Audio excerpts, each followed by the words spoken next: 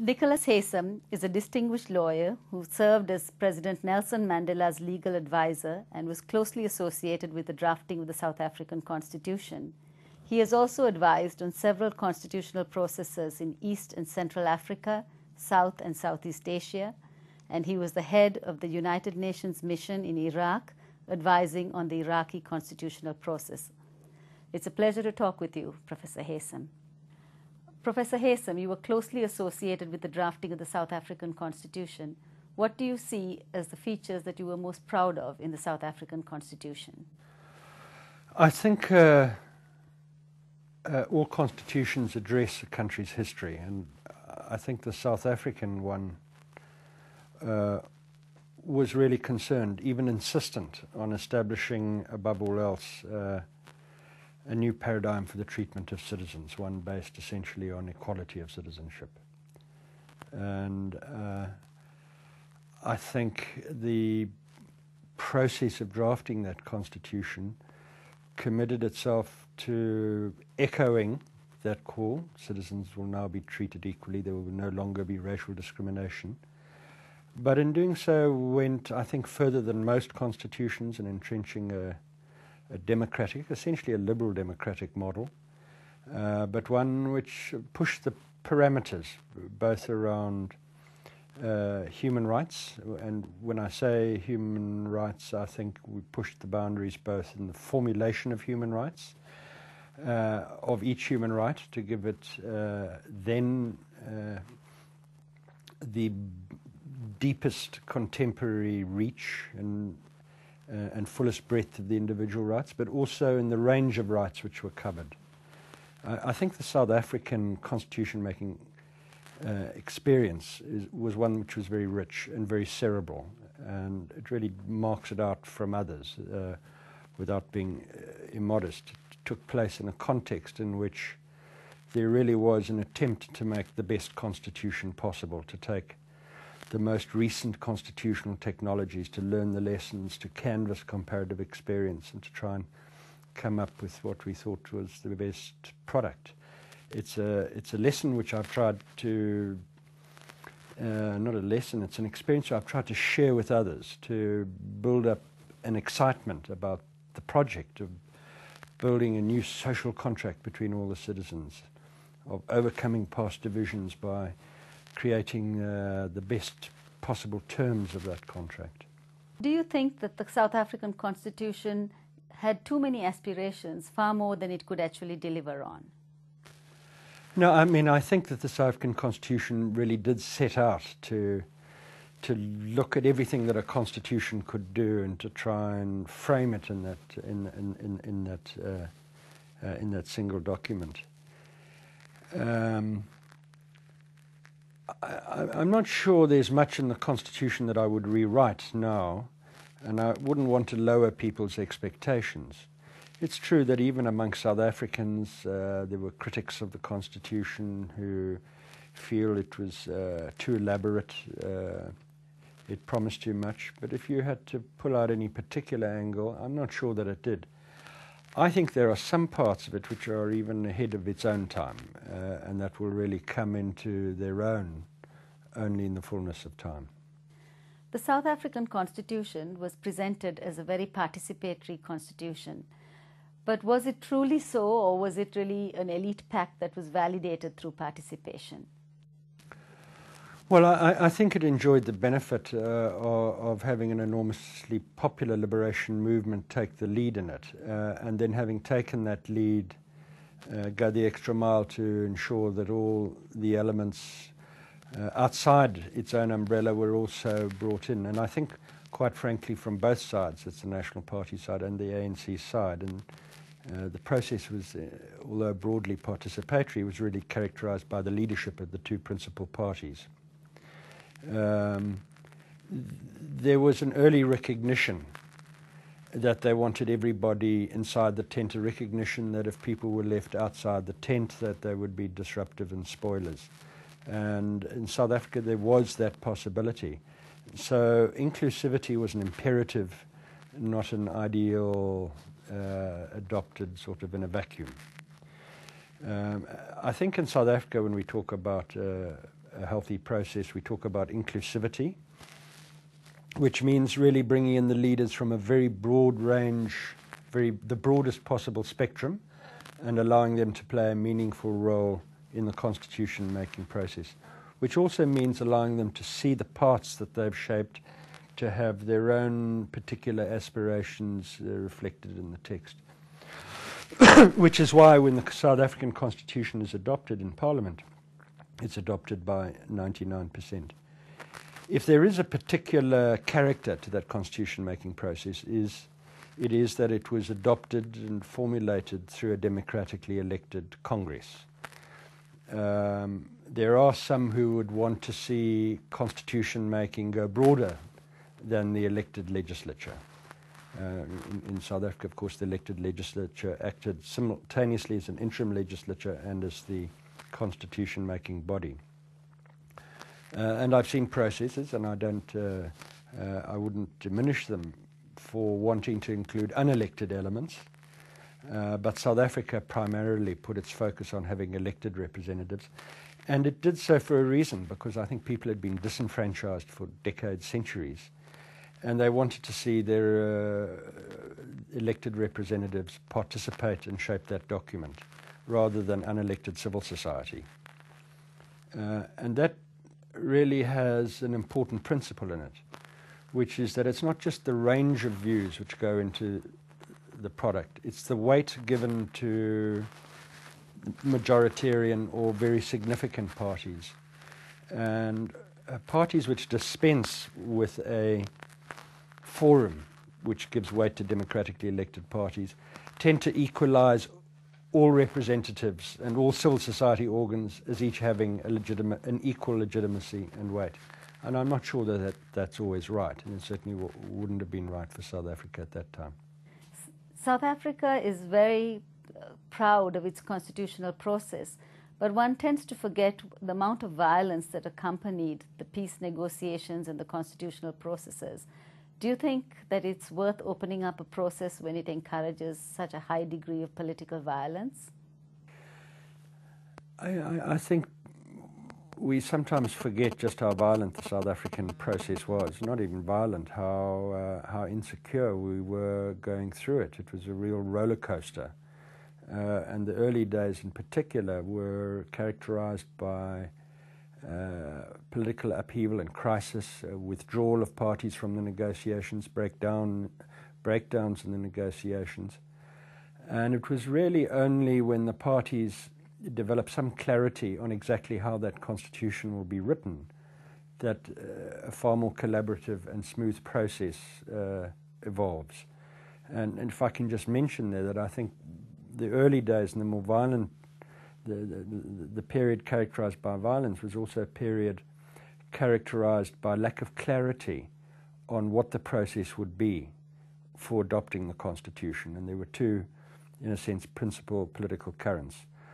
One which wanted to favor, let us say, inclusivity at the expense of representativity, and I think that represented minorities, not only just the whites, but also the Inkatha Freedom Party, which wanted all parties to have equivalence, and another view which wanted the majority previously disenfranchised to, in a sense, have a leading role and to have the weight of the majority reflected in the process.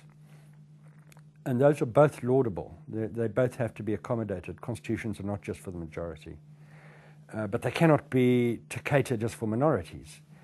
And South Africa, we resolved that by doing it through a two-stage process, one which gave greater emphasis to inclusivity, that is the multi-party process which framed core principles, and one which gave effect to representativity, which is the Constitutional Assembly, which then put flesh, as it were, on those principles. I particularly want to refer to some of the very contradictory promises and aspirations that were made through the South African Constitution. You've promised land rights for all, but you also promised property rights, protection of property rights. Do you think that this creates a conflict and tension? I think, the lovely and exciting thing about constitutional debates is that they're not simple virtues which you can list. You can't, in a constitution, just run off, we will have all the good things. That, in fact, one right is often in tension with another. And there is certainly virtue in providing some security for property owners, ensuring that property won't be thrown or ejected from their own property, that it won't be arbitrarily dispensed to as a part of a political nepotism and largesse given to, I don't know, political favorites. There are real reasons for protecting property and safeguarding it. In the South African case, it was quite clear that it shouldn't go as far as protecting the state from rectifying the historical inequities of apartheid and some of the injustices which had been caused. In other words, if you want a property regime which is respected, it has to be based on fairness and justice, which is also providing restitution for those who've been evicted. And so in that property clause itself, you saw a balance between the need to deal with two important imperatives. I think in all constitutions you will see those tensions between equality, in particular gender equality on the one hand, and maybe on the other hand the right to respect for indigenous custom, which may not be predicated on the same notion of gender equality. And how do you reconcile those? How do you reconcile freedom of expression with the right of people to be free from race hate speech? So the South African Constitution tries to find those balances at every point, and it finds them within the context of the debate, the cutting-edge debate on all of those issues, certainly as it was in the 1990s. Are you comfortable with the fact that courts can also become very politicized and become political actors? Do you think there's too much leeway given to courts to really play an interventionist role in constitution making? There is, I think, almost a characteristic even of the dark days of our struggle. There was always some faith in, I won't say necessarily the courts and the judges, but in the judicial method of adjudicating disputes. And if you look at the heart of our Constitution, it relies on a promise of rights and a judicial institutions to enforce them. And it was a feature which we, I think, took for granted in writing the Constitution. And it never struck me exactly how central it was until afterwards, when I went to other countries experiencing deep and divisive conflict, or had experienced it, trying to put together a social contract which would bring together the antagonistic elements of society, and finding that people had no faith in the courts, that the remedies which had been so easy for us in South Africa simply wouldn't work in a Burundi, where I was almost immediately after the South African experience. That people would say, well, we're not going to be protected against a genocide by a Supreme Court. In South Africa, there was a real belief that you could guarantee non-discrimination, cultural and linguistic rights through robust courts. And the courts are robust and have proved to be, I think, robust, capable of ruling against the government, respected by the government when they make rulings contrary to the government, and keen and alive to the need that they are the guardians of the social contract.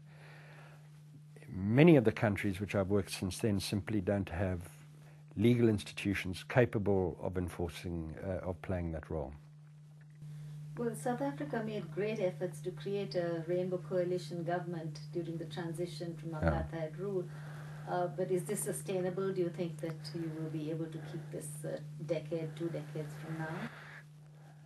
No, I think that there will always, for some time, that there's going to be a tension. There's real existing inequalities in South Africa, and although perhaps the dividing line is less of a racial one, in other words, there's a multiracial elite and a largely black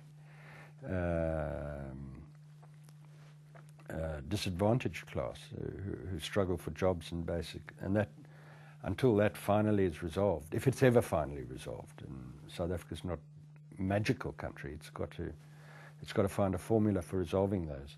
And the Constitution can't resolve all those issues. It can't proclaim and dictate happiness and equality. It's got to provide the framework within which the conflict over how to get there is resolved. And that's the best it can do. And I think the Constitution does that job. Can I just say on the legal thing and its reliance on the courts, I think that there are some critical political questions which are left to the courts. And left to the courts because, quite frankly, it's not always clear what other institutions would have the legitimacy to be a deadlock breaker or an arbiter. And I think there could be criticism that there's almost too much power given to the courts, particularly in regard to the dividing line between national powers and the powers of the provinces. The courts have a major role in determining which level of government has paramountcy. And very often those issues are intensely political questions. And it does run the risk of judicializing politics and also politicizing the courts. I don't think that that has happened, but I think that that's a fair comment, a fair critique to take on board. What do you see as the main challenges and pitfalls that are going to face South Africa in the years to come? Drafting a good constitution is only part of the process. It's only part of the story. But living under it is the real challenge. Well, I think it's over most of the hurdles. It also was a transition which was characterized by a deep commitment to democracy and democratic practice within the movements. And not all the movements which had these transitions in Africa had democratic cultures within the liberation movements. So I think there it starts off with a plus. Will it experience moments of racial tension? Will it experience moments of authoritarianism and so on? That's always possible. At the end of the day, a healthy party political system, real competition, an open society, a strong civil society, which it has, are part of the bigger picture which would safeguard it. Are there guarantees? There aren't guarantees. There never are. You have been closely associated with the constitution-making process in Iraq. What were the main challenges and pitfalls that you faced in that process? Well, I think Iraq, first of all, had to engage in its constitution-making process in a timeline which was brutally short, too short. That would have the effect of limiting popular participation in it. But I think much more than that, there was some popular participation in the Iraqi process, but I think you need time. Iraqi is a divided society, much more divided than I had understood when I arrived there. And I think for proper reconciliation to take back, for the proper deliberation, for proper consideration of alternatives, to resolve some of the difficult issues, one needed time, which the timelines imposed, frequently from outside, but also from inside, a kind of rush to finalize the project. What was initially conceived of in the transitional administrative law, the TAL as we call it, as a 6-month process, short in any event, eventually became 6 weeks. And you can't make a constitution in a divided society, making a fundamental transition to a democratic society in that period of time. It also took place in an environment of extreme violence and insecurity, in which at least some of the constitutional draftsmen were assassinated, in which obviously there are limits imposed on popular participation, town hall meetings and so on. So it took place secondly in that context, and that would have an impact as well. A lot of attention is placed on drafting a constitution, but not enough attention is placed on some of the other issues that are significant: the electoral system design, the way the political parties work, the political culture and history of a country. Do you think national actors and international advisors pay enough attention to this?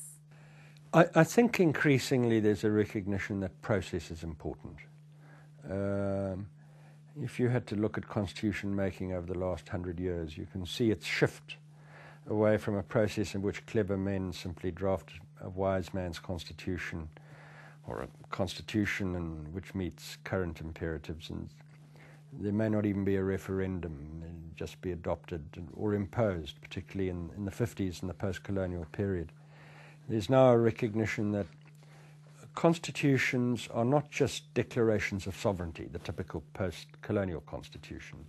they also resolve the relationships within a society. Sri Lanka would be an example. And that process requires a much more thoughtful engagement by the national society in that project. The post-colonial moment, people were presented as homogenous, as the colonial peoples. 20, 30 years later, they're a highly divided group, and there's a recognition of the linguistic and other fault lines which are simply dividing the society, and which require really almost a re-examination, a rebirth of that country, one which accepts diversity, accepts the balances which are necessary to keep that country together. Given that social relations seem to evolve even within countries, and context change and the environment changes, can one expect a constitution to last more than 50 years? I mean, is it desirable, or should they be revalidated, renewed, redrafted over in several decades? I think there should be almost a constant process of constitutional renewal and adaptation, which is not to say that it should be easy. I think one needs high thresholds because constitutions protect the weak as well as the strong, the minorities as well as the majorities, and they won't give protection if they can simply be rewritten by temporary majorities, today's majority. But that is not to say that you shouldn't be attempting to refashion a social consensus and accommodation, recognition and listening to different communities' anxieties and fears. And even in societies which have quite strong fault lines now, and people are really gathering within groups which express particular identities, there's no guarantee that over time that is not going to evolve into a greater class-based or interest-based competition, and so you need to allow for the maturation of the politics in societies. What role should the courts play in preserving and making a constitution? I think constitution making is not primarily a legal business. It's primarily a political issue. Where courts have come in, and notably in South Africa, they've come in to validate promises in respect of the process. If you are going to make promises about the process that certain basic principles will be upheld, somebody has to be found to be an arbiter for that. In South Africa, we chose our constitutional court to certify our constitution. Quite frankly, it could be some other body which is respected. We took a great deal of time and care to formulate and to shape our constitutional court as one which was representative on gender, race, region, and so on, so that it would have the legitimacy to be able to make that pronouncement. But it does leave the role open to political judiciaries and courts that are put under pressure, but this is not something that worries you too much? Well, it does, and I think one has to take care to insulate the judiciary from those political pressures. I think in general, and I have, as someone who's been in different national settings where these questions have arisen, it really does depend on the legal culture and the strength of the legal culture within a particular society. And once you have that culture, let me use Sri Lanka as an example, a country which I think has quite a strong legal consciousness, legal tradition, respect for the courts. That's only part of the equation. You then have to establish a very real insulation of the court from political pressures, and that is also an institutional, a set of institutional safeguards need to be put in place so that you just don't have rank political influence or rewards or political favoritism in the appointment of the judges. You referred to constitution making as essentially a political exercise, and representation was very important in this. So the role of parliaments are important in preserving and making constitutions. But what is the dialogic relationship there should be between parliament and civil society in making constitutions? Well, I think I like to think of, I think you can disaggregate the constitution making process. I think there's a legitimation adoption which requires elected representatives finally to say this is the constitution we want, and to be able to vote on the measures. But how do you come to the draft? Well, there I think is the opportunity to be as inclusive and as participatory as possible, and to actively encourage civil society participation. And I say that because I think it's not enough that it's been democratically adopted anymore for a constitution to have any traction, to have any hold on the population, to compel a loyalty.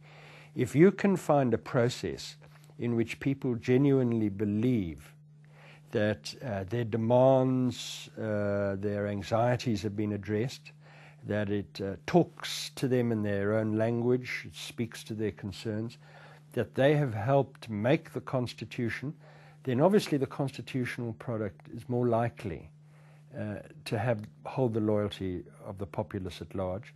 The constitutional promises, the protections of the minorities on the one hand, and the right of the majority to have their political will expressed, all of these are more likely to be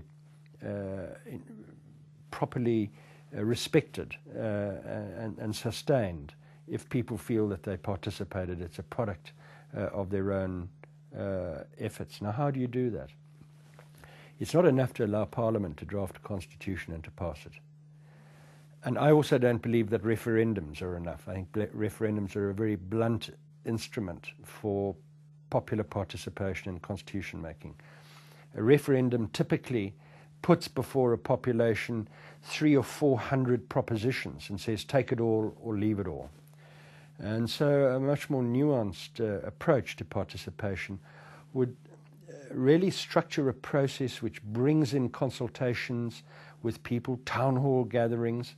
The one thing I really liked about the South African process was a process of sending out politicians from opposition parties together to go to town halls, stand side by side and say, we haven't come here to talk to you about our own programs, we've come here to listen. And the two of them would simply ask and listen to what people had to say about the Constitution. And of course, and I think in South Africa, many of the politicians complained that the kinds of demands which they were hearing from ordinary people in villages and town halls weren't particularly constitutional. They were just ordinary people's concerns, stock theft, and my husband's not paying alimony for the children, how am I going to get a job? And on the face of it, you may think those are not constitutional issues.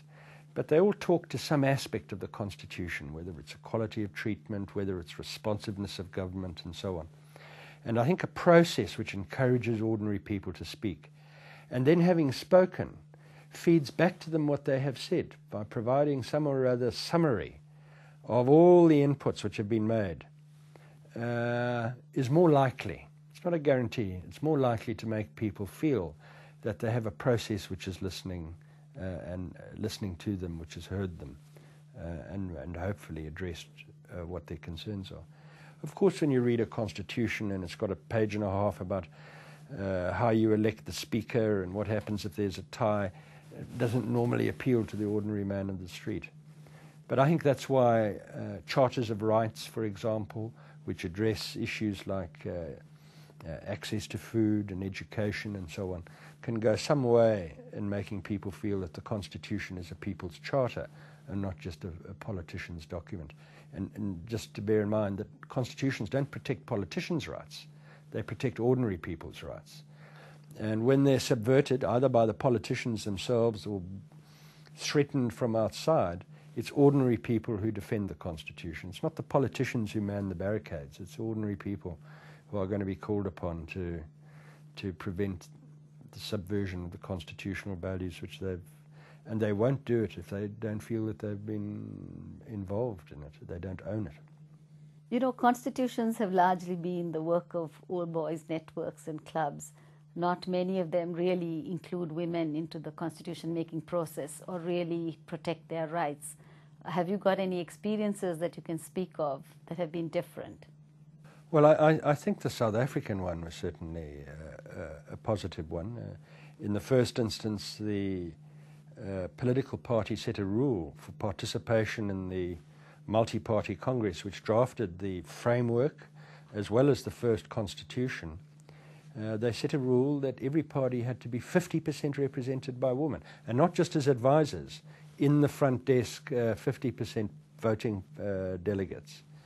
And in that process, a very strong women's caucus grew and played an influential role in resolving some of the issues, particularly this clash between equality on the one hand and the right to respect for customary laws and traditions. They were able to bring women across political divides and in that way resolve some issues. And I think to articulate some of the concerns which women might have about family and social rights. I'm not saying that that's a common one, but it's an example, and I use it in other countries to show people that it's possible to go down a route of not only providing for women's participation, but insisting on it. And do you find that many other countries where you've advised on these processes in Africa and even in the Middle East, that they've been responsive to this? Partly responsive. They respect, they're intrigued. We've seen situations where women's participation has been encouraged, and even in Iraq, whether from this example or as a result of pressure, there was an insistence on women's participation in the constitution-making process and in parliament. And Iraq is certainly the only Arab country which has a one-third rule. One-third of parliament has to be women. And I think times have changed. I think we're going to see that more and more. I have to say, though, that in deeply divided societies, when one insists on women's participation, you run into the problem of political parties, rebel movements, insurgencies brought in from the outside, who resist prescription as to who should represent them at the table. And they would and want to insist that, for example, leaders of the guerrilla movements or leaders of the insurgencies be at the table themselves. And there doesn't always happen to be a kind of cadre of women party members. There's also an argument which emerged in Central Africa, which in the case of Burundi, in which people argued that you would be favoring one side to insist on female equality or equality of female representation, because the more privileged parties, the more privileged strata, had women who had had access to education and other opportunities, and that even in regard to civil society, that they tended to be drawn only from the elite group, the group which had enjoyed the privileges of, enjoyed the status of a privileged group. To what extent does the nature of the conflict that a society is emerging from determine the path that its constitution-making process takes? A country that has been devastated by civil war and where communities are shaken up, many internally displaced persons, it's a totally different environment. Is it feasible to see constitution-making, running this trajectory? The way I would look at it is that where you're making a constitution in a post-conflict situation, best practice is not a choice, it's an imperative. So inclusivity becomes critical. If you don't have all the players at the table, you will have a group out there taking up arms against the Constitution on the basis of its exclusion. If you don't have the broadest possible civil society participation, you won't get buy-in by the people at large. If you don't have extensive discussion and deliberation on the clauses of the Constitution so that you win people over and forge compromises which people will keep to, then the Constitution will unfold. So what I would say is that in conflict settings, you sometimes have to make expedient arrangements in your constitutions to deal with the particular issues of that society, including amnesties and similar things. But it also, in process terms, compels you to adopt best practice. That's a pragmatic way of looking at it, and I'm not criticizing it. But it does haunt and scar these processes. Can countries readdress this in years to come, and when they feel that there are unresolved issues that continue to haunt communities that are not being happy with these pragmatic deals, is it valid and legitimate to revisit these processes? Well, I'd put it slightly differently. I would say that the issues which dominate the constitutional dialogue,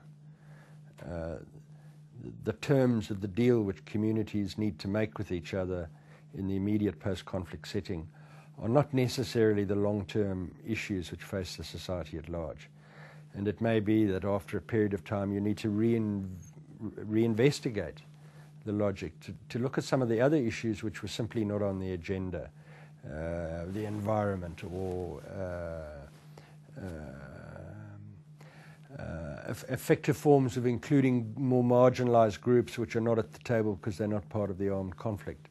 Those issues may need to be readdressed later. I was struck in Iraq where the constitution, the latest constitutional amendment, really requires Parliament, the first elected Parliament after the new constitution, to set up a constitutional committee and to reinvestigate the entire constitutional compact. It was seen as a compromise to pacify the Sunnis who'd felt excluded by the process first time around. But in fact, I think it was healthy practice.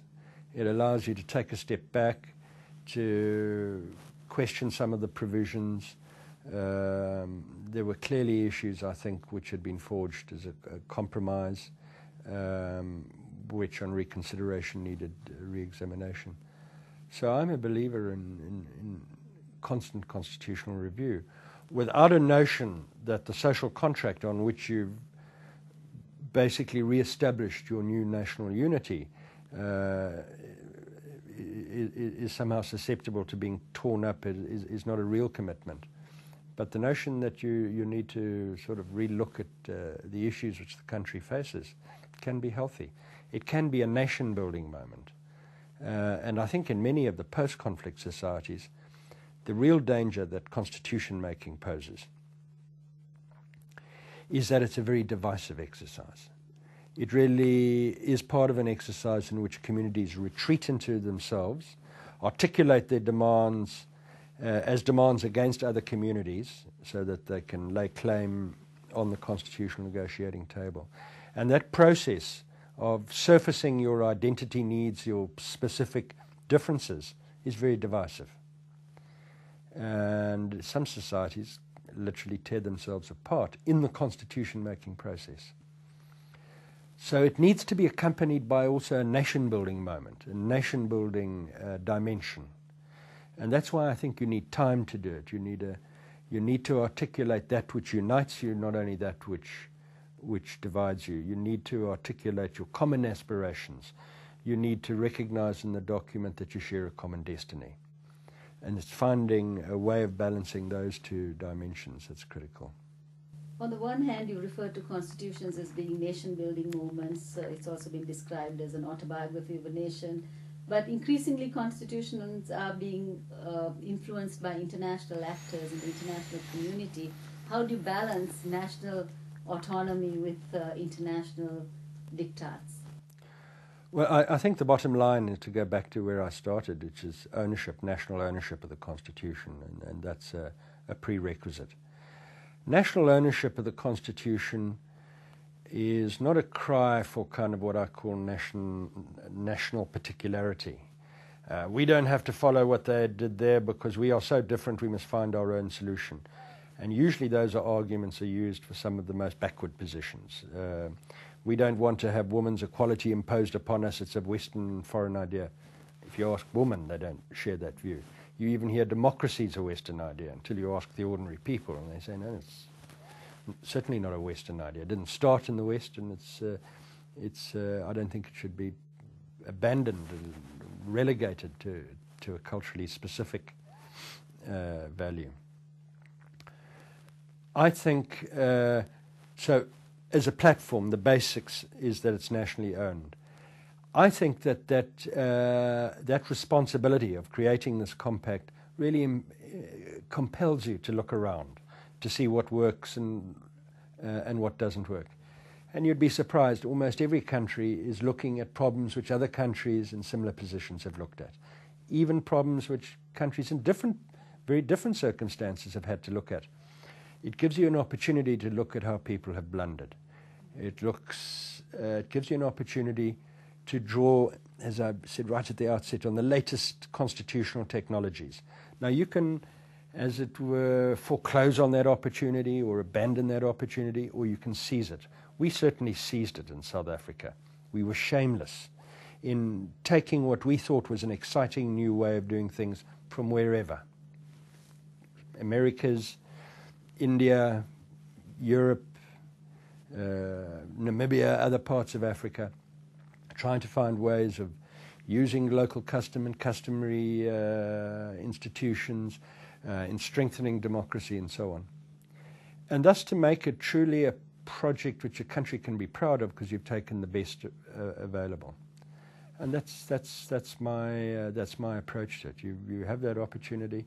The argument that your country is so different it can't possibly have anything in common with any other country is not right. Which is not to mean you give the right to draft the constitution to foreigners, just as you don't give it to your own wise men. You have to build in, at every stage, acceptance of the constitution by the people themselves. Thank you very much, Professor Haysom. It's been a pleasure meeting with you.